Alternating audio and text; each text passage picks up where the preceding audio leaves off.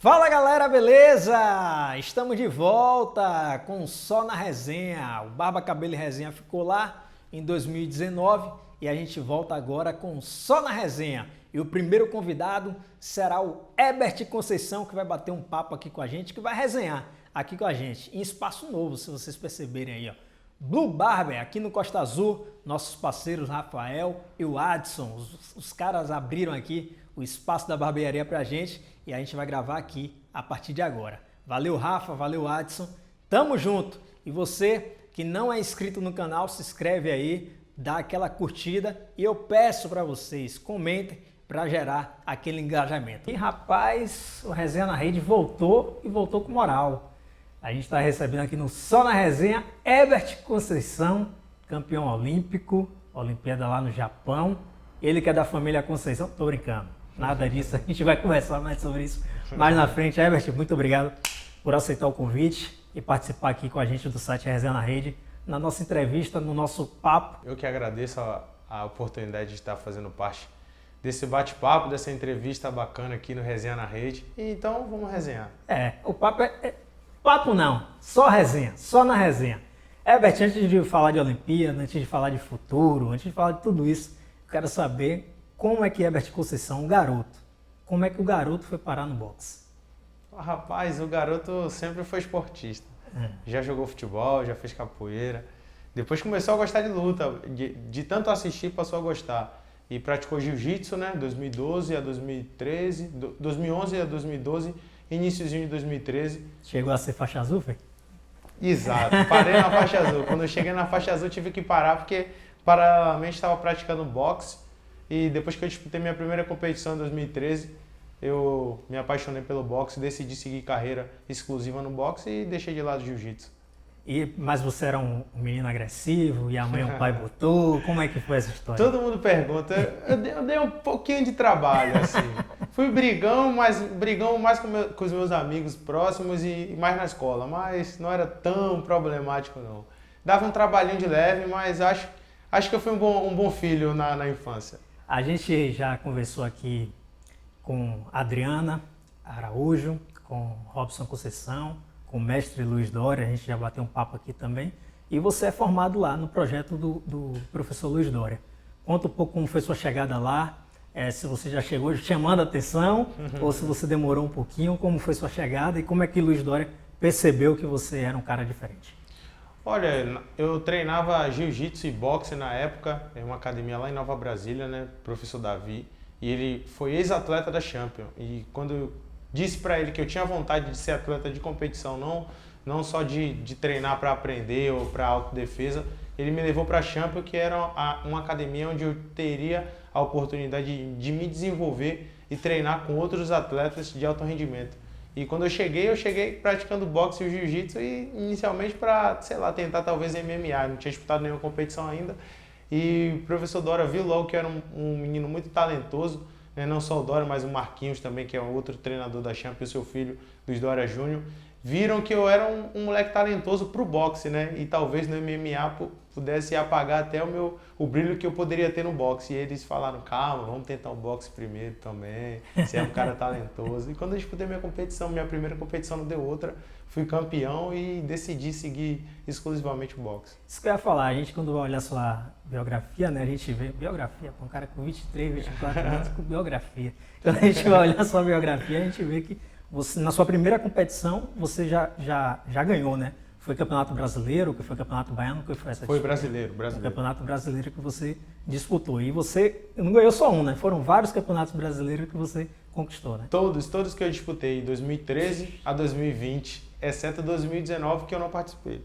A gente, quando fala em atleta olímpico, para quem não sabe, né, o atleta olímpico ele tem um ciclo, né? Um ciclo olímpico, né?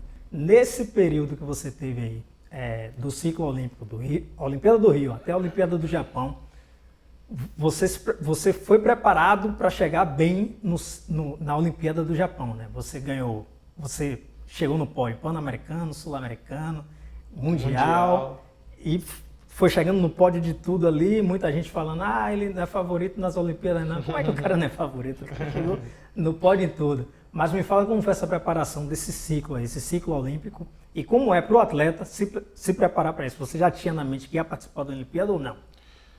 Boa pergunta. Muita gente acha que Herbert chegou na Olimpíada como um anônimo, sei lá, talvez treinou até no quintal de casa e chegou na Olimpíada e foi campeão. Mas não, eu já venho me preparando para as Olimpíadas. Eu tenho um sonho olímpico desde quando eu iniciei no boxe, né? Mas a preparação com foco na Olimpíada, ela vem desde 2017, após a finalização da Olimpíada do Rio. E eu participei de diversas competições internacionais em forma de preparação. Como você falou, fui medalhista sul-americano, medalhista dos Jogos Pan-Americanos, medalhista no Mundial, medalhista mundial militar. E cheguei em Tóquio, sim, com foco em ser medalhista. E, lógico, a medalha de ouro era o foco, mas eu pensava sempre passo a passo. Primeiro eu tenho que chegar no pódio, depois eu foco em mudar as cores da medalha. Sim. Então eu já viajei sim com foco e sabia que eu tinha total capacidade de ser medalhista olímpico. Aí voltando um pouquinho lá para a academia, para a Champions, a gente estava até conversando em off aqui com a galera. Quem não conhece a Champions fala, pô, a Champions deve ser... Quando você chega lá, um lugar simples, um lugar acolhedor, e lá você teve contato direto, que quem acompanha as suas redes sociais percebe, né? O contato direto com a Robson Conceição, e hoje vocês são amigos. Fala um pouquinho dessa relação de Herbert Conceição e Robson Conceição. Com certeza. Muita gente até pergunta se a gente tem um certo tipo de parentesco, mas a gente não tem não, é só coincidência mesmo, o mesmo sobrenome. Mas Robson, quando eu cheguei na Champions, ele passou a ser uma referência para mim. Sim. Até hoje mas sempre foi, né, uma referência como atleta, como pessoa também. Foi a minha principal inspiração no boxe, para eu poder chegar nessa Olimpíada também. E foi um cara que me marcou muito quando ele se tornou, principalmente quando ele se tornou campeão olímpico no Rio, que eu pude perceber que era possível, porque ele treinava em um local onde eu treinava, tinha uma origem humilde assim como eu, e ele conseguiu. Aí me deu mais esperança ainda em saber que era possível, bastava eu acreditar e treinar e fazer o que ele fazia. Na época eu tentava fazer e seguir os passos que ele seguia para poder chegar onde ele chegou, e não deu outra. Não deu outra. Contra o ucraniano, cruzadão. Pau na moleira deles. Falando um pouquinho da luta ali, você não teve um início bom, né, na luta. O primeiro, segundo round foi aquela questão que você saiu atrás, né, na luta. O boxe olímpico é um pouquinho diferente do boxe profissional, a gente vai falar mais na frente sobre isso. Mas quando você vai para o último round, aquilo ali já estava em sua cabeça mais ou menos assim, pô, se eu for mal no início, eu vou pro tudo ou nada, vou pra trocação, mas se eu... Ou não, foi o que aconteceu ali, você foi pra trocação, veio na hora. Como é que foi isso aí? Rapaz, no último round eu já sabia que tinha que nocautear. De qualquer jeito tinha que nocautear, porque já tinha perdido, né? A gente tinha acesso à pontuação, os treinadores sabiam, então quando eles subiram no corner... Você já tinha enfrentado ele em algum torneio? Enfrentei em 2019. Ele me venceu. Uma decisão até polêmica. Eu tive um desempenho muito melhor do que até nas Olimpíadas, apesar de não ter nocauteado. Mas eu fiz uma apresentação muito boa. Muitas pessoas vaiaram até o resultado. Então, ele estava comigo meio que engasgado. Porque ele já estava invicto. Continua, né? Continua. É porque ele já estava invicto, já estava ganhando todas as competições, né? Então, essa luta comigo, que eu fiz em 2019... eu meio que surpreendi. Muita gente achava que eu iria perder, feio, e fiz frente, né? Bati de frente de igual para igual, vaiaram até o resultado, e ele ficou meio grilado por causa disso. Como a gente fala aqui na Bahia, meio pirado. Meio pirado, exatamente. E chegou na Olimpíada, publicaram até no Instagram da Ucrânia, que era a luta mais esperada, que afinal não poderia ser outra, que eles esperavam essa luta novamente há muito tempo e tudo mais, e acho até que atrapalhou ele. Sim. Na sua estratégia, porque como você está com a luta ganha, numa final olímpica, você só precisa terminar a luta em pé para ganhar. Entendi. E volta para o terceiro round como ele voltou. Indo para cima igual um doido. Era tudo o que eu queria. Que ele pudesse vir, continuar vindo e se expor. É a questão que você estava falando aí, né? Ele estava com você por aqui, então ele também veio naquela vontade. Exato. Né? Eu acho que ele queria te mostrar serviço. Eu sou bom pra caramba, não sei o quê. Eu falei, bem, rapaz, é tudo que eu quero mesmo. Eu sabia que eu tinha que nocautear no terceiro round, então baixei meu queixinho, ó. Pode olhar no início do terceiro round, ó. Pô, vamos trocar cruzado. Pego até eu achar. Teve uma hora que eu empurrei ele para tomar a distância, esperei ele vir, calculei o tempo certinho ali para pegar com 2 cruzados e acertei o lindo golpe. E acertou o lindo golpe. Um lindo golpe que te colocou, a gente vem aqui, A gente já percebe nas suas entrevistas que você está meio despistando. Todo mundo quer saber se Herbert vai para o boxe profissional, se vai ficar no boxe olímpico. Você está meio que despistando, mas a gente sabe que aquela luta ali chamou a atenção de muita gente, de muitas, vamos falar aqui, franquias, né, para a galera entender. Sim. De muita franquia, chamou a atenção. Então, tem muita gente que te quer no boxe profissional. Mas você, qual é a sua cabeça? É se preparar para mais um ciclo, o ciclo Paris, que é curtinho, ou focar já no boxe profissional? Olha, Fala a verdade, você está em Salvador, está aqui eu numa sei. resenha. A minha cabeça agora ela tá bem tranquila, né? Eu tô pronto para analisar as melhores propostas e tomar a decisão na hora Você certa. está falando parecendo um jogador de futebol. Peraí, melhor aí, resposta. Mas é verdade, é verdade. Eu não posso falar que eu tô focado em seguir o boxe profissional porque ainda não tenho nada concreto, não tenho nada decidido. Então, se eu não conseguir, se não vier nada que me agrade no quesito financeiro profissional, eu me manterei no boxe olímpico. Mas eu tenho um foco de chegar em Paris, independente de profissional ou olímpico, porque agora o boxeador profissional ele pode disputar a Olimpíada. Hoje você já voltou sua rotina de treino com a seleção ou você está aqui em Salvador mesmo? Eu estou treinando em Salvador. Está treinando em Salvador. Exato. Então, para focar não, né? Mas para voltar a pensar em Olimpíadas, você tem que ir lá para a seleção brasileira. Para o CT da Confederação. A gente, para explicar para a galera assim, como é que funciona, tanto na parte técnica como na parte de luta, como é que funciona, qual a diferença do boxe profissional e do boxe olímpico hoje? Olha, o boxe profissional e o olímpico tem uma diferença muito grande, apesar de ser a mesma modalidade. Os treinamentos são um pouco diferentes também, porque o boxe profissional ele preza mais a contundência, a força, até porque as lutas são mais longas. Sim. E o que vende mais do boxe profissional são os nocautes, né?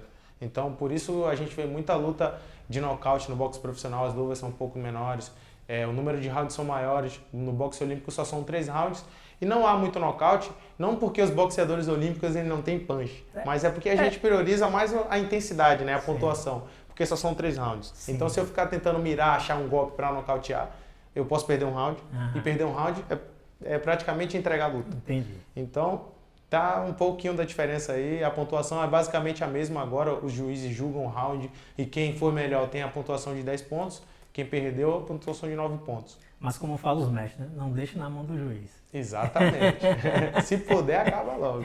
A gente falando um pouquinho do boxe profissional também, quando a gente conversou com o Robson Conceição aqui, a gente tocou na ideia, né? O cara hoje é necessário ele sair do Brasil, sair do país buscando uma carreira profissional ou não? Dá para lutar lá e se manter aqui, como por exemplo o Robson faz, tem feito muito bem, né? Ele continua treinando aqui, na última semana ele vai para fora, mas como é em sua cabeça? Você pensa em sair, caso você venha se tornar profissional, ou você acha que aqui dá para levar? Olha, tem um projeto agora novo do governo, né, de montar um CT, um centro de treinamento que priorizará o boxe como a modalidade principal, mas eu tenho sim vontade de seguir, se por acaso eu seguir uma carreira profissional, viajar para fazer um camp fora, mas não morar. Aqui eu acho que a gente tem capacidade de se manter treinando exclusivamente aqui, primeiro, segundo ano, onde a gente enfrentará adversários que não tem tanto nível, né? Não exigirá tanto. Mas chega um patamar, chega um momento que eu acho que a gente tem que ir lá para fora, até porque aqui a gente tem muitos atletas bons, mas a gente tem que conviver, em uma fase a gente vai ter que conviver com ex-campeões, vai ter que treinar com os caras que têm muita vivência, muita experiência profissional, e infelizmente aqui no Brasil, boxeador profissional, a gente não tem esse leque para poder buscar uns sparrings ali, aqui, para poder nos ajudar. Então, digamos que Herbert siga uma carreira profissional. Primeiro ano, Herbert vai se manter aqui, acho que consigo tranquilamente. Segundo ano também, mas segundo ano já vai tentar fazer como o Robson faz, né? Tentar viajar 30 dias antes da luta, 20 dias antes da luta. Se for disputar um título mundial, iniciar a preparação aqui, passar 1 mês e meio, 2 meses lá fora, para a gente viver em uma academia de boxe, respirar, fazer sparring com um cara que já foi campeão, fazer com o atual campeão da categoria de baixo, enfim, rodar com o máximo de atletas possíveis. A gente hoje vê que o atleta olímpico, ele sai, não sei se por causa da ajuda do governo federal, se mudou a concepção no comitê, não sei o que é, Mas eu queria até que você falasse sobre isso. Por exemplo, a gente teve os irmãos Falcão, né? O Esquiva Falcão e o irmão, e que eles hoje tentam, continuam e tal, mas eles foram muito prejudicados financeiramente, por aí. E hoje a gente vê que vocês conseguem sair com uma certa, vou dizer, estrutura. Com a estrutura, vocês saem da Olimpíada com a preparação para vocês. Isso é real ou a gente que está de fora está percebendo algo que não existe? É mais o que jogam para a gente?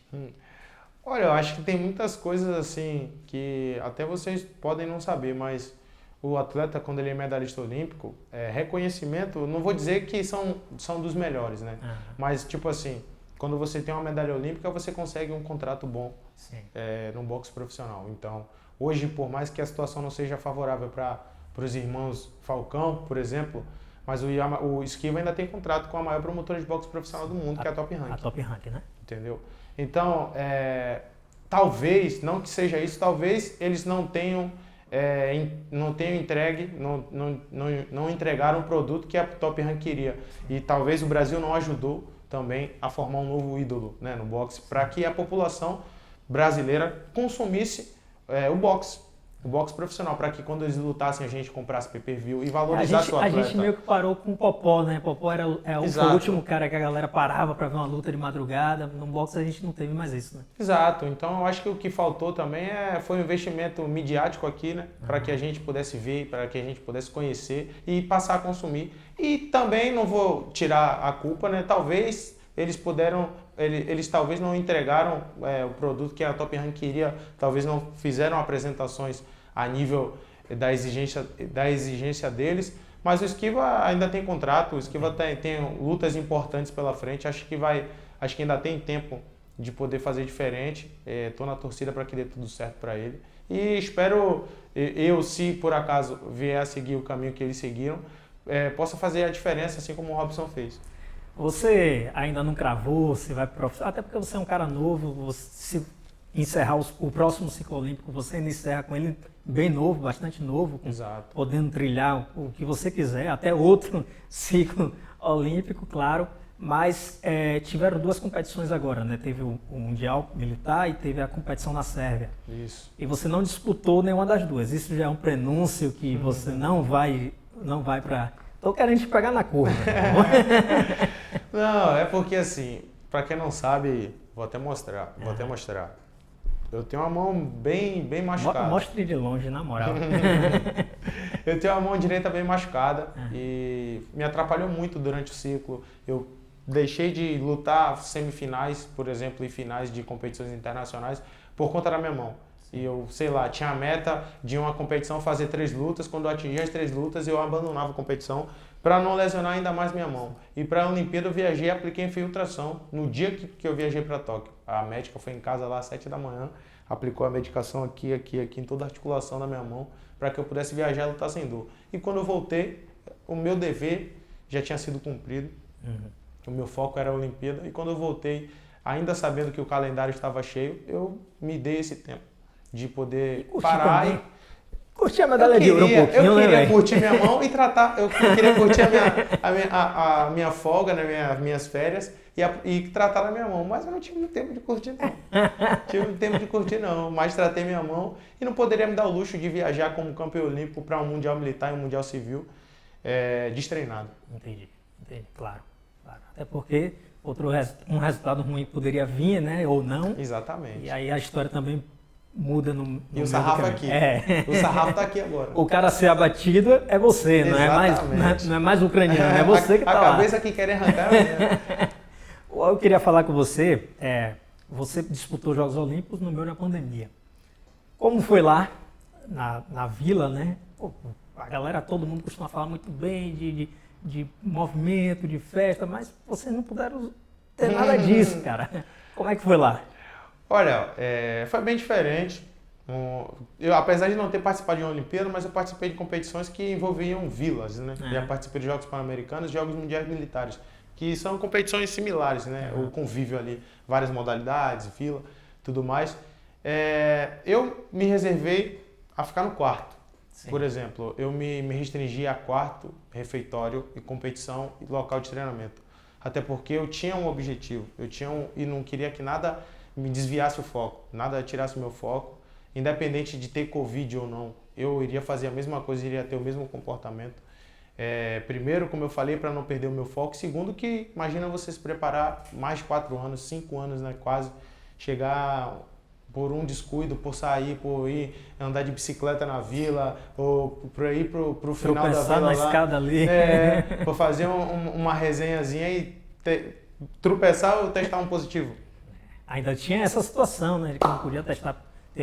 Teve atleta brasileiro que teve que voltar, né, depois de estar lá. Exato, e a gente fazia teste todos os dias, e eu até já tinha conversado até com o Robson, ele me deu dicas, né, do que poderia me atrapalhar. Eu fiz exatamente o que a gente conversou, me restringi, baixei outro WhatsApp, conversava só com as pessoas mais próximas e fui focado na Olimpíada. Foi ruim que não tinha torcida, né? Não tinha um ginásio lotado para vibrar ali na hora daquele cruzado. A segunda pergunta era essa: como é que é lutar? Pô, não tem ninguém olhando, só seus 2 técnicos ali no corner.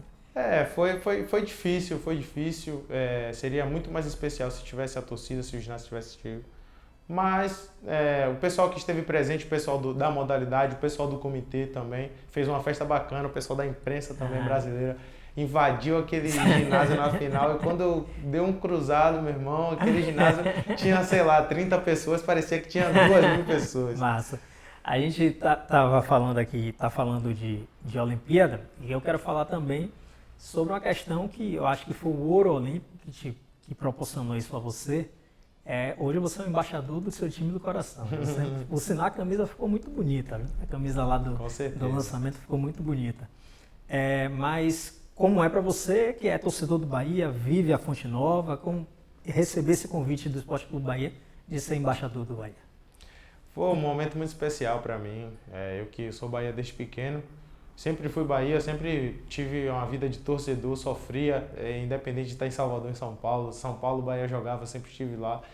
E depois da medalha, o Bahia também poder me conhecer, poder retribuir o carinho que eu sempre tive com o Bahia, e me fazer um convite desse, para mim é algo incrível, especial. Me sinto muito mais especial ainda, mais querido. E o que eu fico mais feliz é que a torcida também ficou feliz, né? Com isso, a torcida se identifica muito comigo, gosta muito de mim, me apoia bastante. Você ainda consegue ver o jogo lá no meio da galera ou não rola mais? Eu fui recentemente, Bahia e Chapecoense, assistir lá no meio da galera. Para assistir é difícil, mas a galera lá na resenha é legal, é legal. O Bahia, o Guilherme Belitani, ele falou até na entrevista que pensa, né, que o Bahia tem uma equipe de esporte olímpico, não só o boxe, mas todos os esportes, e isso é importante os clubes daqui da Bahia também puxarem para esse lado, né? Com certeza, até porque, como o próprio falou, que não é Futebol Clube Bahia, é Esporte Clube Bahia. E se o Flamengo tem outras equipes. Isaquias mesmo está lá com o Flamengo. Exatamente, tem outras equipes de outras modalidades. Por que não os nossos times aqui, o Bahia, o Vitória, os outros times aqui que tem uma estrutura maior não podem fazer a mesma coisa? A gente sabe que o foco agora não é esse. Mas quem sabe talvez eu seja uma espécie de catapulta para que isso venha a surgir novamente, inicialmente no boxe e futuramente com outras modalidades, né? Seria ótimo. Como o Isaquias não precisa estar lá no Rio, esteja aqui na Bahia. Exatamente. Me fala um pouquinho aí da questão do... Você hoje você é considerado oficial da Marinha? Ou como é que funciona essa questão? Eu sou um praça, porque eu sou terceiro sargento. E como é que funciona isso? Vocês recebem um convite das Forças Armadas ou não? A partir do momento que vocês estão na seleção, que vocês são direcionados lá? Olha, as Forças Armadas, elas têm o seu efetivo de atletas também, porque existem competições militares, como eu falei, eu fui medalhista de prata dos Jogos Mundiais Militares, e existem editais, né, onde você se inscreve, e os editais têm aqueles requisitos ali que você precisa preencher, precisa se adequar àquele edital, e eu me inscrevi em 2017. E também houve o interesse da Marinha já, porque eu soube desse edital através do tenente, que era o técnico da equipe de boxe da Marinha. E eu me inscrevi, eu já estava muito acima da média do que era... O cara falou, venha, meu filho. Era pedido ali, fiz os exames, fiz o curso de terceiro sargento, me formei em dezembro de 2017 e a gente tem um tempo de 8 anos para cumprir ali o calendário militar, para poder treinar, representar a força em todas as competições, mas em especial nas competições militares, e eu estou aí e indo para o meu 4º ano como sargento da Marinha. Que massa. Falando um pouquinho aqui, você falou do centro de treinamento prometido. Na verdade, Robson Conceição tinha sido prometido a ele, Exato. não foi cumprido. Quando você chegou aqui com a medalha, veio a promessa para você. O que é que você sabe desse centro? Vai sair mesmo? Claro que você espera que não seja só promessa, mas o que é que você sabe aí desse centro de treinamento aqui na Bahia? Rapaz, eu acho que dessa vez vai. Eu acho, pela reunião que a gente teve com o governador, tanto eu quanto o Robson, acreditamos que agora vai sair realmente do papel. Tinha um projeto, tudo direitinho, já tem o local exato, já está reservado, a área já estão organizando para início de obras. E eu fiquei feliz, né? Porque foi prometido para Robson em 2016. Isso, ele falou com a gente. E a minha medalha serviu para incentivar ainda mais e fazer o governador entender que era realmente lembrar a necessário. cobrança, né? Lembrar. Exatamente. Falar, rapaz, a promessa que você fez lá aqui, ó. Exatamente. Já tem outro medalhista. Exato. Acho que o governador ficou encurralado. Falou, agora não vai ter mais jeito, não. E não, esses caras vão me pegar aí se eu não fizer essa zorra. 2 caras do boxe no seu aí não dá, não. Falando um pouquinho aqui, voltando a falar do boxe profissional. O boxe profissional tem uma coisa. Você é um cara que com certeza vai desenvolver isso muito bem, mas eu queria que você fale, o boxe profissional hoje tem uma coisa que tem muito do MMA, que é que você precisa vender a luta, né? Para vender a luta, você tem que chamar atenção, você tem que... É venda, é marketing. Fazer o marketing. Fazer o marketing da luta. Como é a sua cabeça para isso? Já que no Olímpico não tem essa parada. Rapaz, eu sou de boa. Eu sou de boa, eu não sou muito de ficar provocando, jogando conversa fora. Mas se for necessário, né? Se for uma luta onde houver a necessidade de uma promoção maior, lógico, eu vou me adequar à situação. Principalmente se for um cara provocador. Se for um cara tranquilo, eu vou ser tranquilo. Se for um provocador, eu vou ser um provocador também. Mas lógico, com limites, porque tem uns que passam até vergonha, né? Falam pra caramba, chega na hora, toma lá um. Então, eu acho que eu vou ser meio termo aí. Outra coisa, você falou do seu início aí no jiu-jitsu, faixa azul de jiu-jitsu, quase roxa, que eu já soube aí. MMA não passa pela cabeça, não? Já passou um dia. Hoje não. Hoje não. Hoje Zero. não. Zero. O negócio é murro na cara. Murro na cabeça. Ô Herbert, eu queria agradecer por você ter participado com a gente aqui. A nossa volta pós-pandemia, né? Porque pós-pandemia não, a gente tá na pandemia, né? É a nossa volta aí durante essa pandemia, mas todo mundo vacinado. A gente aproveitou você aqui em Salvador, agradecer demais a sua assessoria de comunicação. A gente falou direto com o Herbert falou, não, fala com minha assessoria. Ele foi muito receptivo, falou muito bem com a gente. Obrigado mais uma vez por ter aceitado o convite, cara. Valeu, eu que agradeço. Sempre me trataram muito bem desde que falaram comigo e eu já deixei claro para a assessoria que eu tinha interesse em participar. Que bom que aconteceu hoje. Fico feliz aí de ser o escolhido para participar nessa volta aí após a parada durante a pandemia e contem comigo. Muito obrigado. Valeu. Tamo junto. Pode ir? Tá gravando já, pode ir. Vou bater a palma, viu? Fala, galera! Você fala, pode ir, manda eu parar? Não, eu vou botar a palma, não vai.